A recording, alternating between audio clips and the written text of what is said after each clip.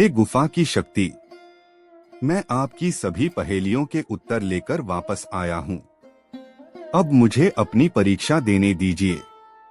बताओ राही, पहले सवाल का सही उत्तर क्या है? पहली पहेली का उत्तर है हवा, जो हर जगह होती है, दिखाई नहीं देती, लेकिन जीवन के लिए अनिवार्य है। दूसरी पहेली का उत्तर क्या है? बाकी सभी पहेलियों के उत्तर हैं अंधेरा, विश्वास, सिंदूर और मक्का। हे गुफा की शक्ति, ये मेरे अंतिम उत्तर हैं।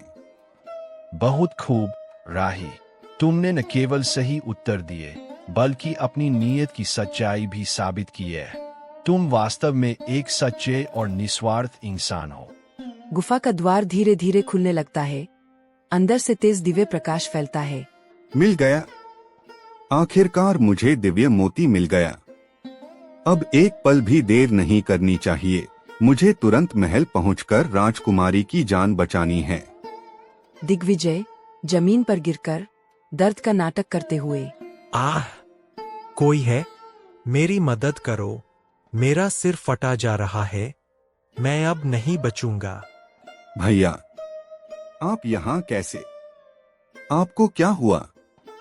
ये हालत कैसे हो गई आपकी? पता नहीं, अचानक चक्कर आ गया। लगता है अब मैं नहीं बचूंगा। छोटे, जरा पानी ला दो, गला सूख रहा है। आप घबराइए मत भैया, मैं अभी पास के तालाब से पानी लेकर आता हूँ। आप हिम्मत रखिए, मैं बस अभी आया। भैया, ये मोती की पोटली यहीं आपके पास रख रहा हूँ। आप संभाल कर रखिए, मैं अभी पानी लेकर आता हूँ। मूर्ख आर्यन, जैसे ही तू गया, अब यह दिव्य मोती मेरा है और इसके साथ आधी संपत्ति भी। अब मैं ही इस खेल का असली विजेता बनूंगा। महाराज, मैं वह दिव्य मोती लेकर आ गया हूँ। रास्ता बहुत खतरनाक था, मेरी जान तक खतरे में पड़ गई थी, लेकिन आखिरकार मैं विजयी होकर लौट आया। अद्भुत दिग्विजय, तुम सच में बड़े वीर निकले। जल्दी करो, यह दिव्य मोती राजकुमारी को पहनाओ, उनकी जान बचानी है। रुकिए महाराज, यह कोई साधारण मोती नहीं है।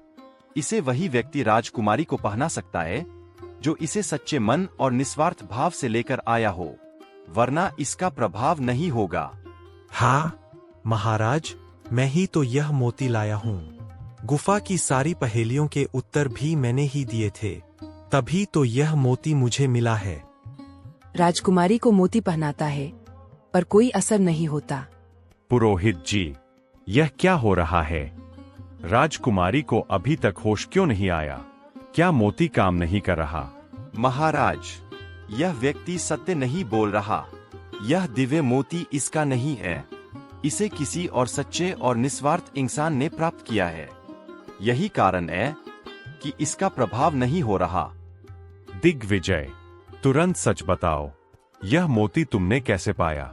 यदि एक शब्द भी झूठ निकला तो यही तुम्हारा सिर धड़ से अलग कर दिया जाएगा। महाराज, मुझसे बहुत बड़ी गलती हो गई। यह मोती असल में आर्यन लाया था। मैंने रास्ते में उससे छल करके यह मोती छीन लिया। कृपया मुझे क्षमा कर दीजिए। नीच और विश्वासघाती, अपने ही भाई के साथ ऐसा छल! तुमने न सिर्फ उसका बल्कि पूरे राज्य का अपमान किया है। भैया, आप यहाँ, और मेरा मोती कहाँ है? क्या हो रहा है यहाँ? आर्यन, तुम्हारा भाई दिग्विजय एक धोखेबाज निकला। इसने अपना अपराध स्वीकार कर लिया है। यह मोती तुम ही लाए थे। अब सच्चाई सबके सामने है। नहीं महाराज, इन्हें क्षमा कर दीजिए। इन्होंने जो भी किया शायद लालच और अज्ञान में किया होगा। इंसान से गलती हो जाती है। कृपा करके इन्हें एक मौका और दे दीजिए। आर्यन, अब देर मत करो। जल्दी से यह दिव्य मोती राजकुमारी को पहनाओ। समय बहुत कम बचा है, उनकी जान खतरे में है। जैसे ही आर्यन मोती राजकुमारी के गले में डालता है, वो तुरंत उठ बैठती है। पिताजी, मैं कहाँ हूँ? मुझे ऐसा लग रहा है जैसे मैं बहुत गहरी नींद से अभी अभी जागी हूँ। मेरी बेटी, तुम सच में ठीक हो गई। ये सब आर्यन की नेकदिली और साहस का फल है। आज इसने न केवल तुम्हारी जान बचाई, बल्कि पूरे राज्य को एक बड़ी विपत्ति से मुक्त कर दिया। सैनिकों, दिग्विजय ने लालच में आकर न सिर्फ अपने भाई से विश्वासघात किया, बल्कि राजकुमारी की जान भी खतरे में डाली। इसे मृत्यु दंड दिया जाए। नहीं महाराज, ये मेरे बड़े भाई हैं। इन्होंने गलती की है, पर इन्हें सुधारने का एक मौका जरूर मिलना चाहिए। कृपया इन्हें क्षमा कर दीजिए। दया ही सबसे बड़ा धर्म है। आर्यन, इसने तुम्हें भूखा रखा, तुम्हारा हक छीना, तुम्हारे साथ छल किया, फिर भी तुम इसे बचाने की विनती कर रहे हो। महाराज, बुराई को बुराई से नहीं, अच्छाई से ही समाप्त किया जा सकता है। अगर आज हम भी कठोरता दिखाएंगे तो फर्क ही क्या रह जाएगा हम में और उनमें। आर्यन, तुम्हारी नेकदिली और विशाल हृदय ने मुझे प्रभावित किया है। केवल तुम्हारे कहने पर मैं दिग्विजय को मृत्यु दंड से मुक्त करता हूं। उसे एक मौका दिया जाता है ताकि वह अपने कर्मों का प्रायश्चित कर सके।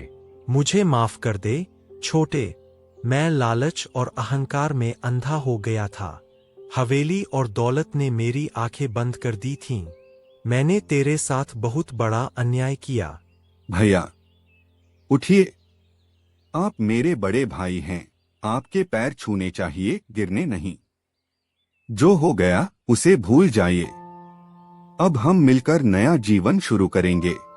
आर्यन, आज से तुम केवल इस राज्य के आधे हिस्से के स्वामी ही नहीं, बल्कि मेरे भाई समान भी हो। तुम्हारी सच्चाई और त्याग ने तुम्हें इस सम्मान का अधिकारी बनाया है। महाराज, आपका आशीर्वाद ही मेरे लिए सबसे बड़ा सम्मान है। मैं अपनी मेहनत और ईमानदारी से जीवन जीकर ही खुश रहूंगा। यही मेरे लिए सबसे बड़ा धन है। नहीं आर्यन, यह केवल धन या राज्य नहीं, तुम्हारे पवित्र हृदय, त्याग और सच्चाई का सम्मान है। इसे ठुकराना नहीं, इसे स्वीकार करो, क्योंकि तुम इसके सच्चे हकदार हो। आज